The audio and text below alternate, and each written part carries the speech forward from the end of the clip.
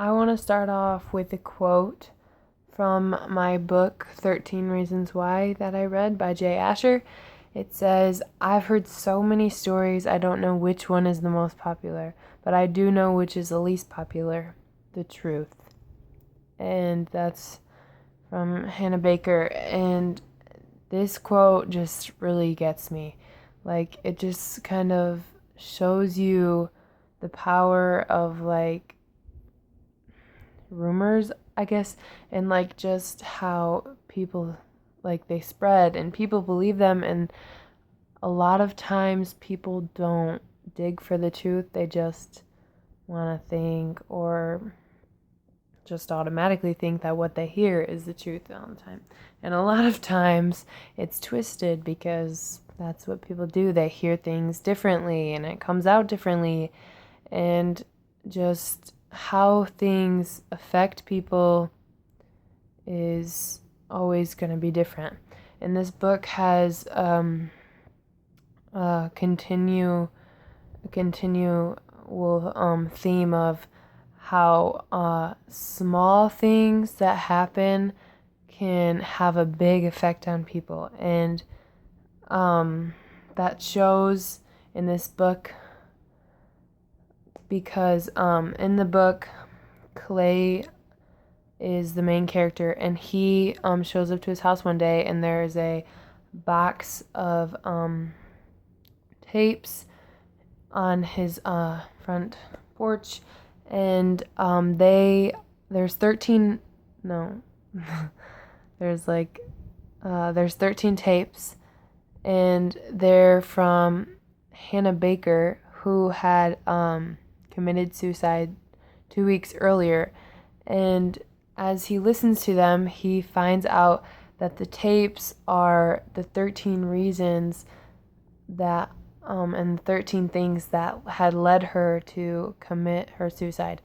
And through the tapes, you meet or learn about all these characters who had an influence on Hannah's life, and all the things that had happened to her that affected her in such ways to push her to decide that committing suicide was the only way to solve these problems.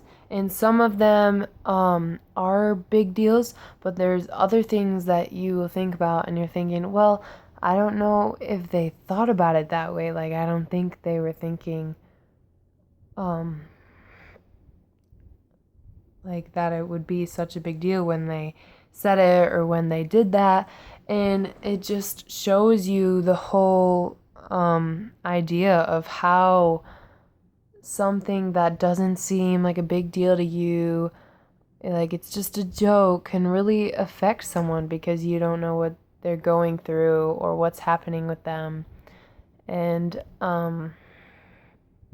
like you don't understand why they would take it the way they would, like stop being a baby.